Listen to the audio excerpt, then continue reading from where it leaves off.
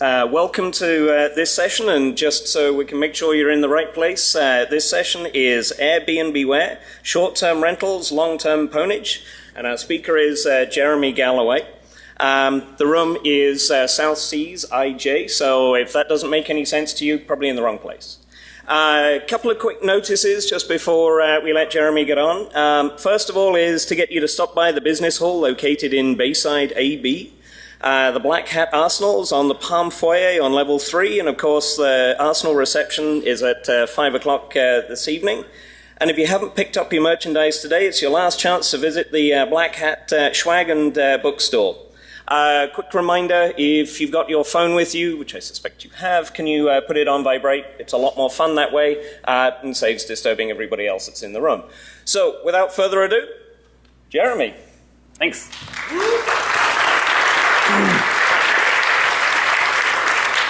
Thank you, guys. Can you hear me okay? Awesome. So as he said, my name is Jeremy. I'm really excited to present AirBnBeware, short-term rentals, long-term Pwnage. So we've got a lot of content today. So we're going to jump in really fast, and we're just going to keep the fast pace up for the rest of the talk. So let's do it. So as I said, my name is Jeremy, and I love hacking and security with every part of my body. It's something I've been really passionate about since 2002. You know, I try to stay involved, whether it's security groups or conferences, or like, even if it's just submitting a simple bug report to an open source security project. I love all of you guys. I love this community of intelligent deviants. So let's jump in with the high level takeaways. So there's a few things I want to convince you guys of. The first thing is that Airbnb and these rental networks, at this point, they're too big to ignore anymore. Honestly, I probably could have given this talk in 2013 when Airbnb was up and coming, but at this point, it's reached absolute critical mass. The next thing is that connecting to these rental networks, it increases your risk quite a bit, quite more than you might think. The next thing is that home networking hardware, you know, that modem, that router sitting there, yeah, it's really worth targeting. This is a big one. Man, this is a big one. This is something I think our industry and the media gets wrong a lot of times, so it's really important that we try to get it right today. The biggest threats you face aren't from some elite foreign government with 0 days. No, it's the simple, widespread threats that end up causing the most ownage. Lastly, when attackers don't have physical access to hardware and devices, risk is largely mitigated. So let me ask everyone here, have you ever gotten on a network and you log on and you start to get a funny feeling? Like, kind of like a quiet, eerie feeling, like the hair raises on the back of your neck? Sort of like this intangible sense that the network is hacked, or that you could hack the network, or that it could be hacked soon. See, we security peeps, we have this security sixth sense. We sort of know this stuff, but the average person just doesn't. They just don't think twice about it. So I was inspired for this talk. Earlier this year, I took a snowboarding trip to Colorado with a bunch of my friends. And admittedly, I snowboard like a Texan. So by the last day, I was totally beat up. So I kind of wanted to lift my spirits up. So I thought, oh, I know, I'll go back to the rental. I'll hack the network to mess with my friends' web browsing. That'll be hilarious. So in my head, I was like, okay, cool. It'll take a couple hours, some poking, some prodding. But then when I walked up to the router, I just saw it sitting there. I could pick it up. I could look at it. I could touch it. And within 5 minutes, flat, I own the network. See, this talk is important, not just because hacking is fun and owning networks is like a hobby of mine. I'm giving the talk because my friends and I, we don't stay at hotels anymore. We pretty much only stay at Airbnbs. And, I have friends and family and people that I love stay at Airbnbs. And even if they don't rent, a lot of them are property managers, and I don't want them to get owned. I want them to sort of understand the risks and really what it takes to be safe. So really big disclaimer here. Airbnb is in the title of this talk. Nothing that I'm talking about is specific to Airbnb. All short-term rentals are affected. So I'm kind of curious. Raise your hand if you've ever stayed at a rental or you have a rental property. If you've ever stayed in Airbnb. Okay, quite a number of people. So if you've ever stayed at one of these rentals, you know 99% of the time, it's totally cool. Like, it's no big deal. But sometimes, like, some strange things can happen. So I have a friend back in Austin, and she manages, like, 10 properties. And the suit and tie, like, normal business guy, like, super proper-looking guy, came to stay for the weekend, stayed the whole time, left, no big deal. So her maid came through to clean the place up. And she gets to the bathroom, and she calls my friend. She's like, you have got to come see this. So my friend rushes over there, and sure enough, the bathtub was half full with human hair. So, like, the point is, like, your guests can really surprise you. You don't know what they're doing at that rental. So... So I kind of want to shift gears a little bit. I want to shift to thinking about numbers and thinking about economics specifically. So Airbnb is it's a small part of this much larger economic movement. So the economists and the business crowd know all about the sharing economy. Do you? You should. I mean, in InfoSec, we like to, kind of stay isolated, keep our heads in the sand. But the sharing economy is a global change. It's influencing every industry, including security. So it's technically a misnomer to call it the sharing economy. It's more accurate to call it the access economy. But whatever you call it, the economic impact is real. And the gears that drive the sharing economy are efficiency and trust. Oh, I need this one thing. I don't want to buy 10 of them. Oh, I have that one thing. Here you go. You can kind of think of it as crowd-based capitalism. So you guys probably recognize a lot of these companies you know and love. Airbnb, Kickstarter, Uber, Instacart, they're all part of this bigger picture. We live in a world where the largest car rental company owns no cars and the largest property rental company owns no property. That's where we're at. So PricewaterhouseCoopers, they did a really major economic study on the sharing economy a few years ago. And even still today, this is still one of the most important reports on the topic. Now, take a close look at this. If you work in security and the cover image doesn't make you uncomfortable, you need to start looking for another job because this cover is as scary as it is accurate.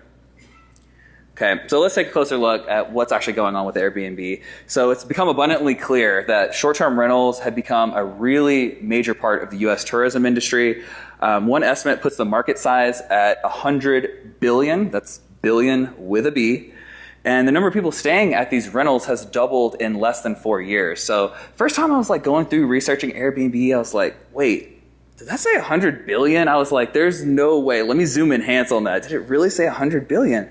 I just had to check the numbers again. I'm like, there's no way. And the thing is a number like 100 billion, it's huge and it's abstract. So I kind of wanted some concrete comparisons to sort of understand. So I just whipped up a little graph.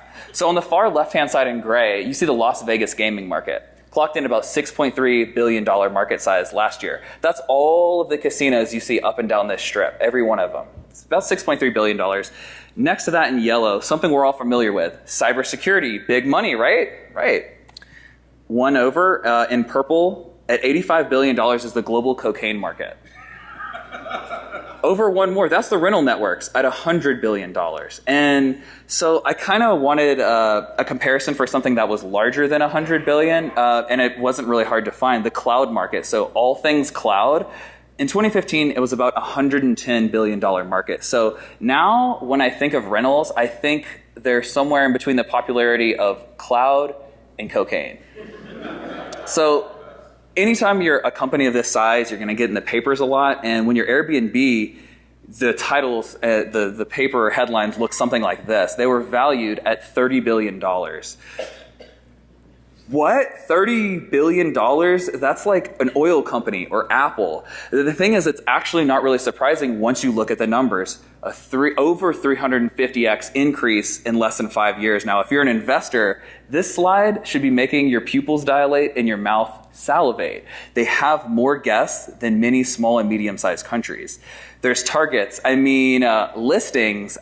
Targets. They're everywhere. They've had over 60 million guests stay with them, and they have presence in almost every single country.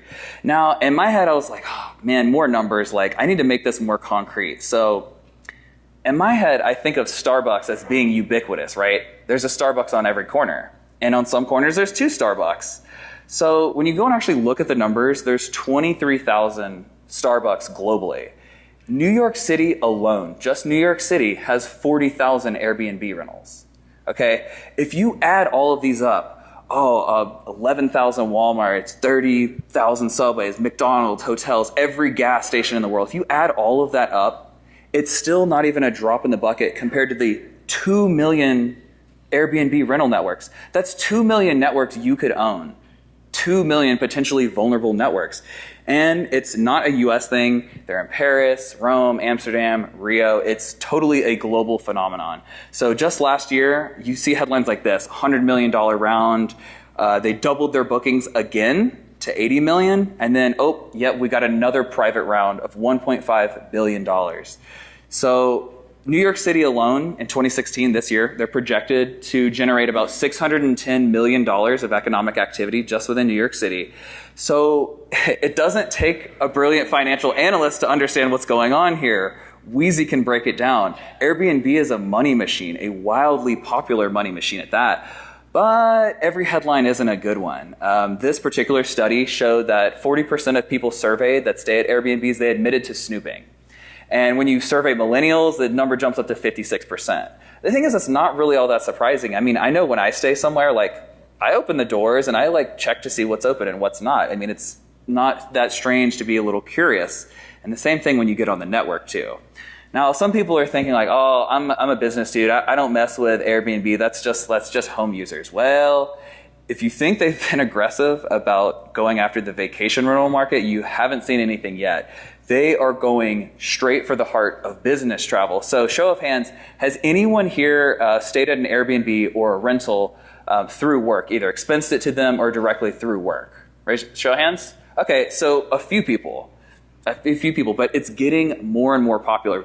All the cool kids are already doing it, Google, Salesforce, Twilio, SoundCloud, but they're not doing it because it's cool. They're doing it because it actually makes a lot of business sense. It's really convenient. The rates are much cheaper. They actually even have specific web apps just made for business travel managers to make billing and all this stuff, all this tracking easier. They even go so far as to just give away free credits just to get the business crowd. So in short-term rentals are yeah, business.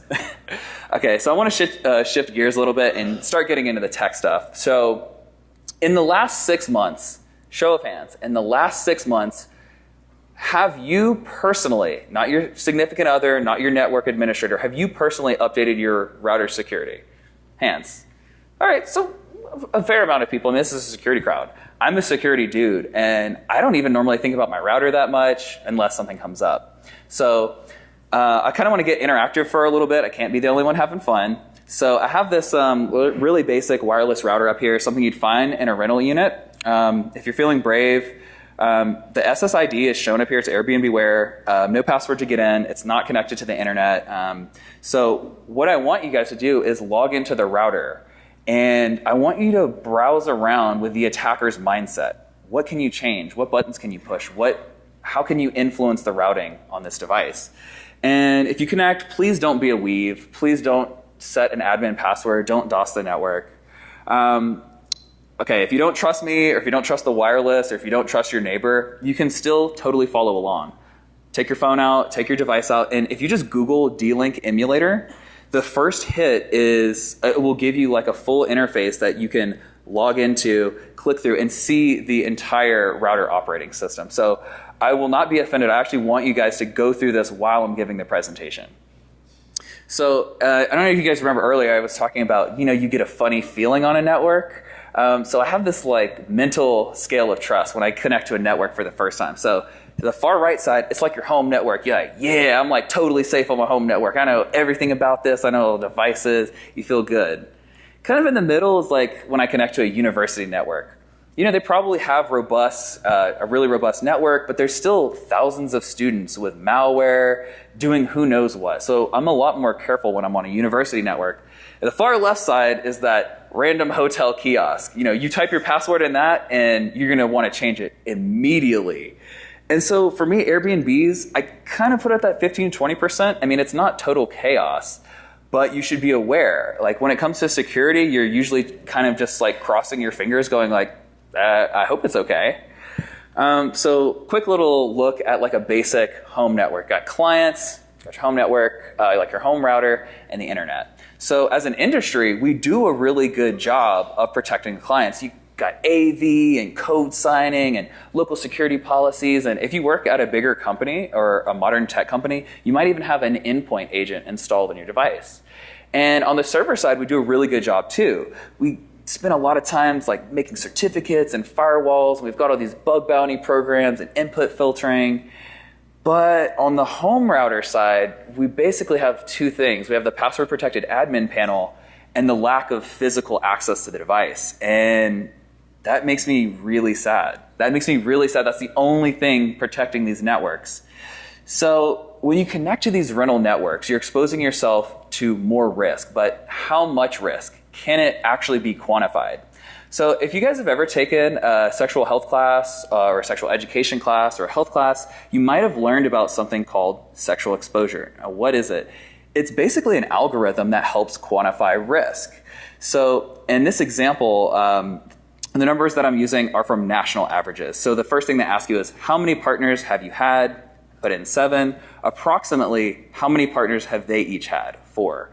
So even if you're only directly have contact with 7 people, you're actually indirectly exposed to over 9,000 people. That's right, over 9,000 people. And so the way that they actually calculate that is like, how do you go from 7 to 9,000? The way it's calculated is using something called a finite geometric series. Now, if you ask me about finite geometric series during the Q&A, I will throw my laptop at you like a Pokemon. So really, I mean, the whole analogy is like, even if you've only stayed at 3 or 4 Airbnbs, you might actually be exposed to all kinds of people that have been on the network before you. I want you guys to think twice before having a one network stand. I mean, it's a silly phrase. It's a silly phrase, but it's a serious warning. And I think the analogy, the comparison of trading convenience for risk actually makes a lot of sense. Oh, I know I should be using better security, but it's just this one network. It's fine. I don't know, is it? I mean, that's why we land here on the scale of trust. I mean, do you feel safe? You shouldn't feel safe. So I hope a lot of people in the audience recognize this GIF. This was one of my favorite hacks of 2012. The image, of course, is of the Internet Census 2012, where an anonymous researcher, he popped like 400,000 boxes and scanned the internet. So inside his report, he had this to say: the vast majority of all unprotected devices are consumer routers and set-top boxes. So now this particular attack and some of the other attacks that I'm about to talk about, they're done remotely. But I want you guys to keep your focus on the what, not the how. So the what of the network layer. So back in 2007, this one was really funny. This was totally nostalgic for me. So in 2007, you visit this adult website and they're like, oh, you need to install a codec. I'm like, did we travel back to the 90s? It asks you to install this backdoor DMG. And essentially, the only thing that it did was add a malicious DNS server to the operating system. But don't worry, Macs don't get viruses, so probably okay. Fast forward a little bit in the future, Op Ghost Click, run by the FBI. So the thing is, I'm about as anti-authoritarian as they come. I give the spooks a lot of flack. But this was a major coordinated takedown that actually resulted in many arrests. There was a cybercrime ring that was using DNS-changing malware to perpetrate click fraud. So what they did was they were, users would browse the web and they'd replace ads. And they made over $14 million before it got shut down. So fast forward a little bit more, 2013, Polish Shirt published information about another DNS-changing malware. This time it targeted Polish banking users. Now I have to say, this was a really creative attack. So what happened was these banking customers were sent a phishing email. And whenever you click the link for the phishing email, it actually launched a cross-site request forgery attack against your local router. So the user clicks the link, and then the request forgery tries admin, password, admin blank. And it keeps doing this until it got into the router. And once it would go into the router, it would add a malicious DNS server. Then the users go to visit this Polish banking website, and they got man in the middle. They got redirected to a phishing page, and their accounts were harvested. So in 2014, we had a little bit of stir in the industry when the moon was discovered. It only owned 1,000 routers, But because it was self-replicating, it got a lot of attention, and it got a lot of people talking, including Dan Geer. And Dan Geer had this to say: "The router situation is as touchy as a gasoline spill in an enclosed shopping mall." And when Dan talks, I listen. You should listen too. He's one of the smartest and the most articulate guys in our industry. And to me, the router situation is best exemplified by a raging dumpster fire. That's where we're at. That's where we're at with security. So even sooner, I was doing research for this, and this happened just a few months ago. So there's an attack targeting South Koreans, and the attack actually affected over 100,000 people. And it was a Trojan, but what it did was it installed a malicious proxy file on the user's browser. So it was attacking that network proxy layer. And you fast forward all the way up to today. Yesterday, you had crippling HTTPS with unholy pack. Today, actually right now, there's a bad WPAD talk going on. And later this week, toxic proxies at DEF CON. All of these are sort of focusing on that proxy network layer. And obviously, I could not be standing here. I'm standing on the shoulders of giants. 2 years ago, Dr. Paul Vixie and a couple guys from CERT did a talk on abuse of customer premise equipment. So very CERT type jargon. It's really just another way of saying all of your local network gear at home. And with regards to threats, they had this to say: the home router is a network proxy for most things on your home network. So you own that, and even well-defended devices on the home network, they're at risk. And the thing is, I love CERT. I love the advice that they give, and this was a great talk, but it doesn't even begin to cover the threats of letting other people touch your hardware, of using other random networks. So at this point, you might be wondering, okay, Airbnb is popular. I get that there's some risk, but really, what's the difference between Starbucks Wi-Fi and an Airbnb? Is there really any difference? There is a difference. It's hardware. The thing is, physical access changes everything. If you let an attacker have physical access, that's it. It's game over. So you guys know all about APTs, right? So I have a new APT called the average paperclip threat, and you don't need to be a MacGyver to use this. If you can walk up to a router and you can undo a paperclip, you can be an APT. This is the only thing it takes to wipe out an entire layer of security. So that admin protected password panel, yeah, there's not really much protection there. And honestly, you don't even need to reset the router most of the time. If you can walk up to that router, if you can pick it up, if you can put it to your face, if you can look at it, you have the default credentials right there. It just doesn't get easier than that. So when an attacker can touch your hardware, you don't just have bad network security, you have no network security. So all the attacks we've talked about before, none of this requires O-Day or crazy exploit code. Things like changing DNS servers, using WPAD to push proxies. These are old techniques. And I know in our industry, we're all about cutting edge, cloud 3.0, containerized, front end, big data. But I'm here to tell you guys, network hacking isn't dead yet. It's not. Just last year, the EFF sponsored So Hopelessly Broken, which is a router hacking contest, and they published dozens of vulnerabilities for home routers. You have specific hacking resources just for routers, sites like RouterPwn. You can find default passwords, security bypasses. You got the big players in the game, Metasploit. They've had backdoors for Netgear, Belkin, Linksys router. They've had these for years. They even have specific content and pre-built tools focused on embedded router hacking. It's just too easy. And what I like to say is, if a bored teenager can hack your network, you're in trouble. So here's a few bored teenagers you guys might recognize. This is Jeremy Hammond at DEF CON. In 1999, you had Comrade, who rocked NASA really hard when he was 15 years old. He was indicted shortly after that, and he killed himself. Jake, this 14-year-old kid, hacked Xbox Live and hacked Call of Duty 2. So would you feel secure with them on your network? So let's talk about attacks. I want to shift to attacks. So go ahead and log back into the router. If you guys want to follow along, looking at the router interfaces, go ahead and poke through that. So some people are asking oh, come on, man, is it really that bad? Is it really that bad?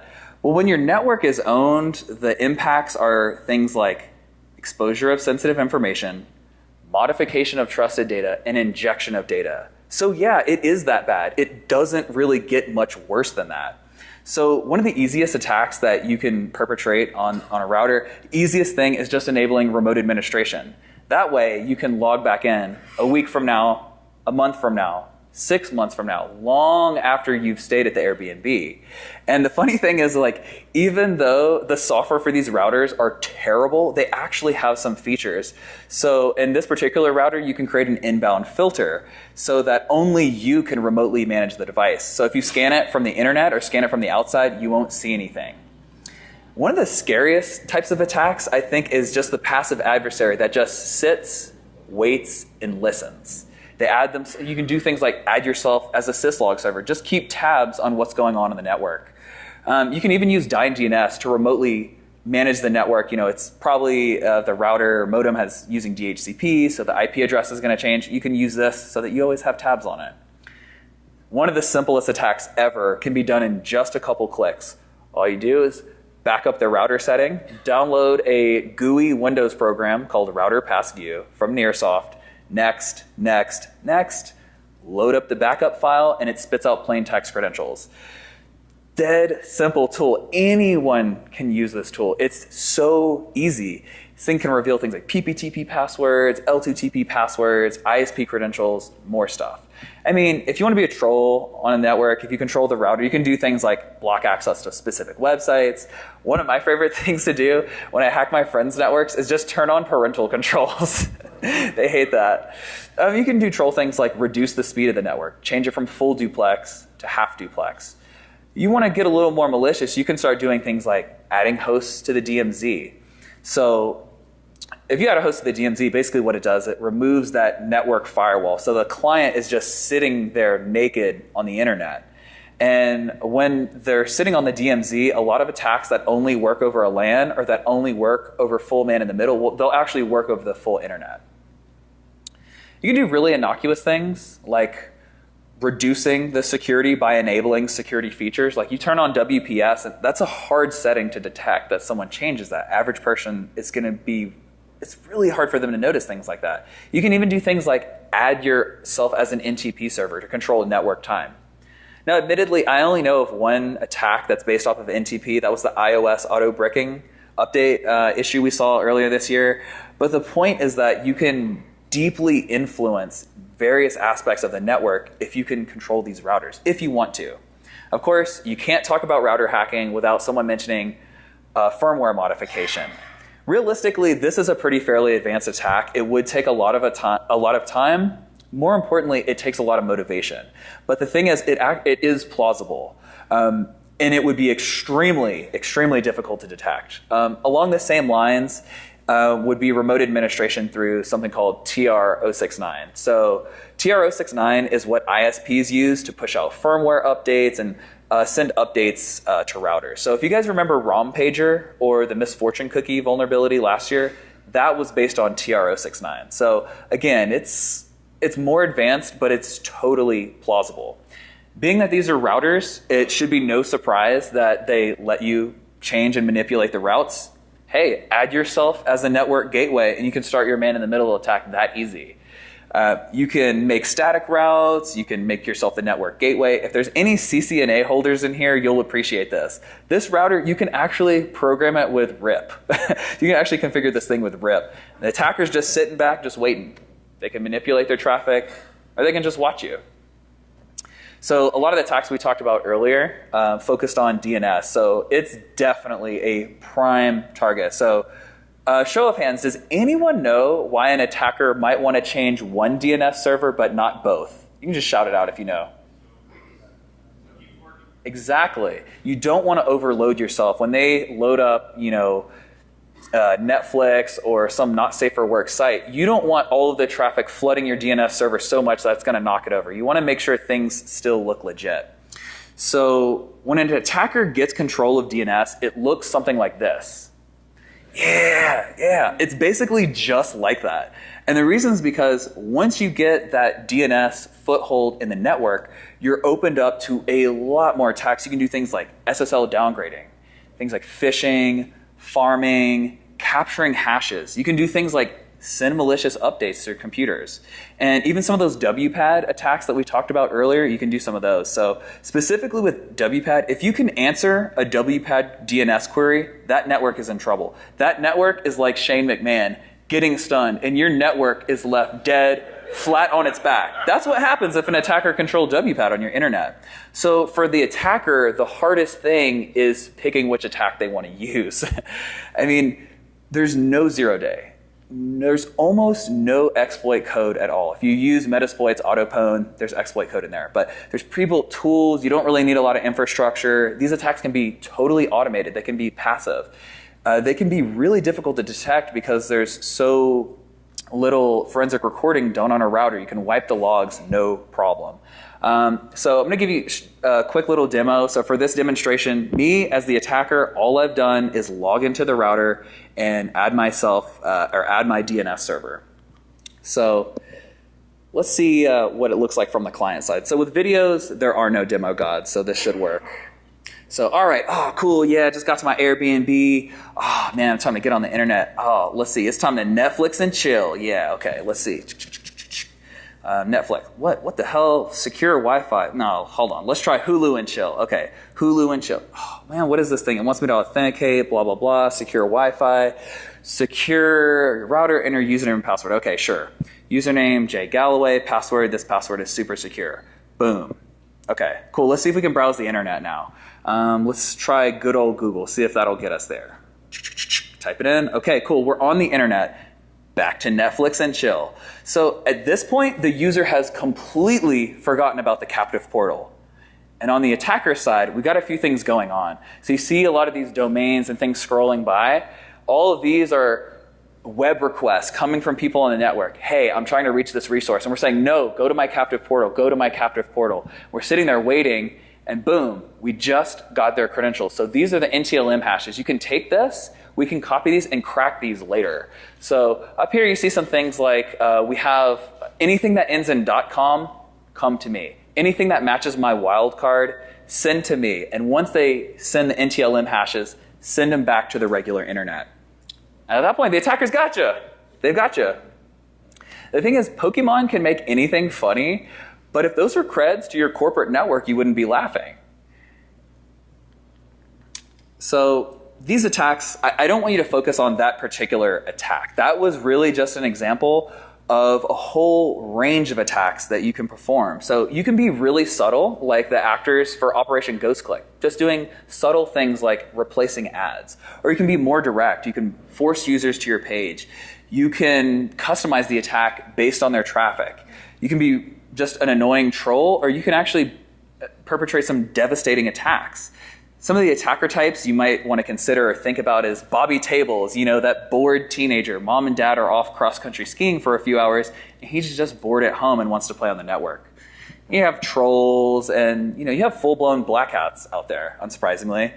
And honestly, admittedly, I don't think there's going to be any kind of like multi-million-dollar crime ring from Airbnbs, but I wouldn't worry about that. But what I would worry about is the opportunistic criminal, right?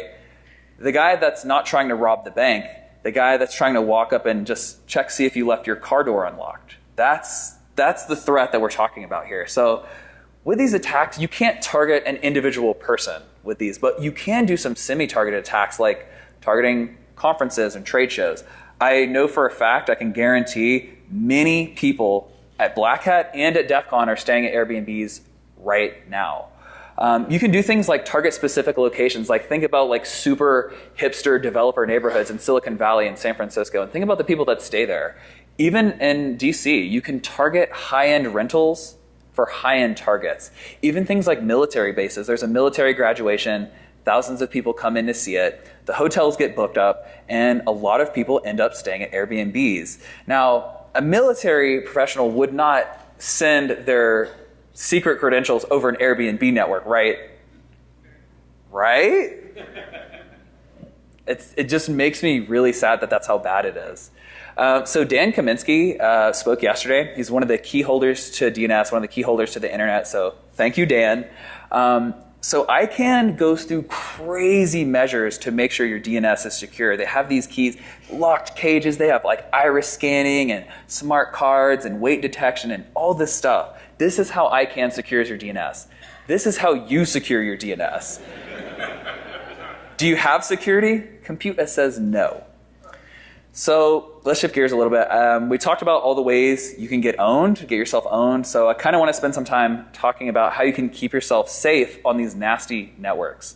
So the first thing is simple. Hard code DNS in your devices. Whether it's Google DNS or OpenDNS, hard code it into your phone. Hard code it into your laptop. Whatever device you're using. It's really easy. The next thing is you definitely want to make sure that automatic proxy discovery is turned off. That's what WPAD attacks. So admittedly, the WPAD issue, it does affect Windows computers more. They're a lot noisier. But even if you run a Mac, it's a good idea. Just check and make sure that the automatic proxy setting is turned off. So of course, you can't talk about using insecure networks without talking about VPNs. So I have no official relationship with TunnelBear. Don't use their paid product or anything like that. But I really like their software because it's so simple. And the thing is, most VPN software is just needlessly complex. This software, one click to install a browser extension, one click to turn the VPN on. And admittedly, any free service, especially services like this, there's definite limitations. In this case, they limit your traffic to 500 megabytes a month, which is pretty small. But the thing is, you don't need to be VPNing your Xbox Live. You don't need to VPN, your video streaming all the time. What you should do is just turn it on when you need to make a secure transaction, when you need to buy that plane ticket, or whenever you need to log in and check that email. So I know a lot of you thinking, I'm good. I've got a corporate VPN. I've got that Cisco VPN set up. I'm good. I'm safe. Well, I hope you guys have time to check out some of those other talks because you might be not as secure as you think. So many of these corporate VPNs are actually still vulnerable to some of those proxy attacks. And a lot of corporate proxies, most of the ones that I've used, they implement something called split tunneling.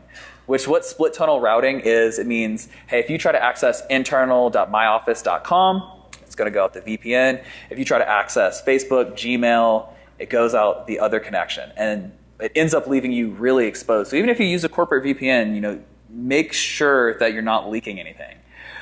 This one's a little less obvious for people, I think. If you just straight up just don't trust the network, you should use a mobile app off of Wi-Fi.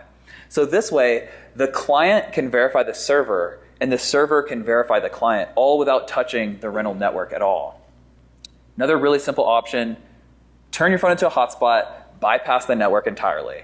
Again, you're using your mobile data, so you probably don't want to go pirating like 10 Blu-rays. But if the network isn't trusted, it's a really easy option to have a side channel. Of course, I probably don't need to tell you guys this, never use plain text auth. Even if you're using a VPN, never use plain text auth. Think of Lana from Archer. Nope. And of course, use two-factor for every account that you care about.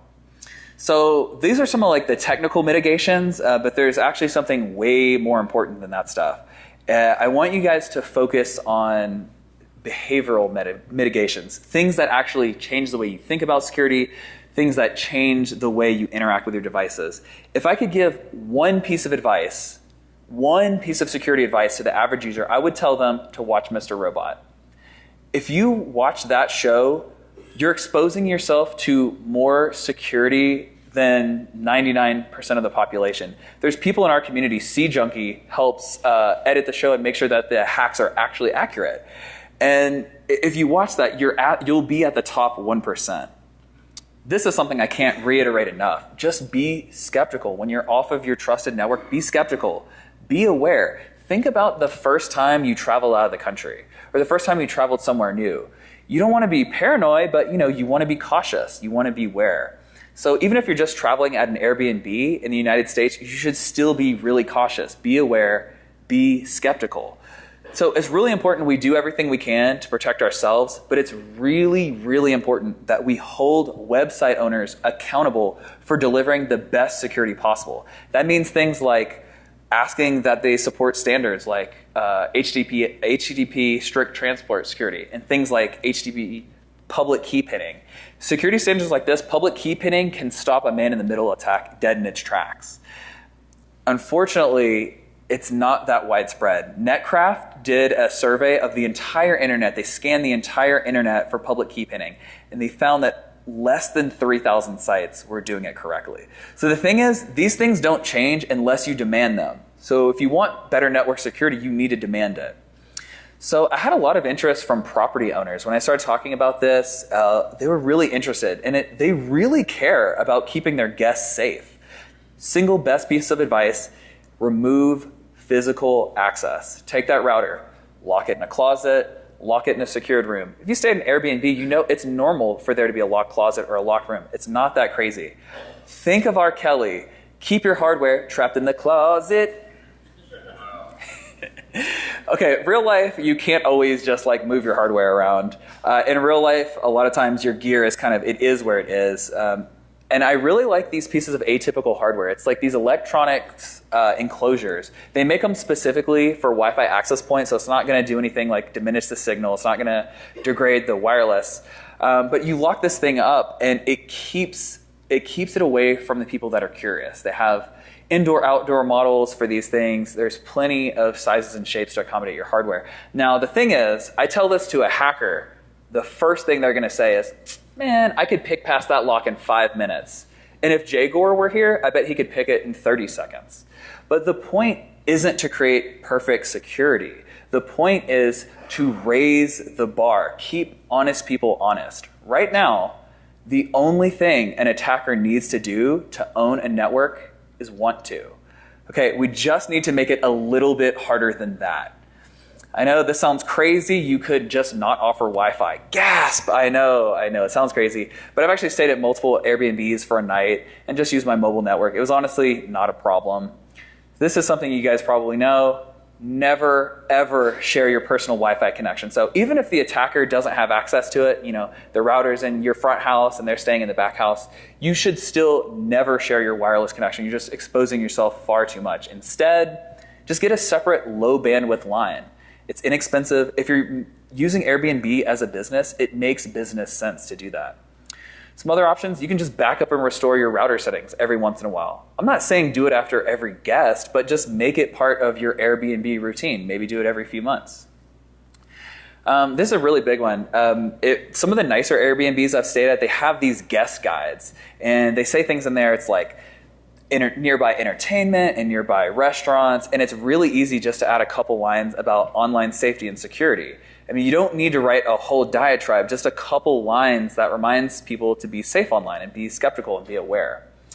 So unfortunately, I can't leave you guys with good news. The thing is, this problem is not going away. It's not going away anytime soon. So Rainforest Puppy disclosed SQL injection in Frack back in 1998.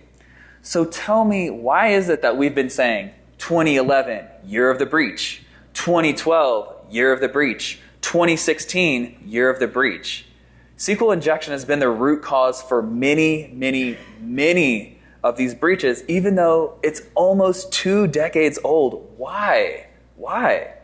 Because it's simple, it's widespread, and there's no easy fix. There's no update you install to fix SQL injection. And the Airbnb network situation is the same thing. There's no one-button push. There's no CVE to resolve. There's no update. There's no one-button fix.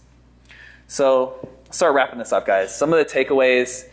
In conclusion, whether you're staying at a rental or not, just be skeptical and be aware when you're traveling. And if you don't trust the network. If you don't trust the network at all, just don't use it. Use a VPN. Use your mobile data. Be cautious of that risk-convenience trade-off when you have a one-network stand. Use network protection. APTs, average paperclip threats, they're simple but potentially devastating. And finally, if you love security, never let an attacker have physical access. So I'm going to give you guys a little bit of homework. I want you guys to ask security professionals and hackers here at Black Hat and at DEF CON, ask them if they would use an Airbnb network without a VPN. And then ask them what they do to protect themselves and their devices when they're on a random network. Thank you guys for your time. Thank you for sharing your Black Hat with me.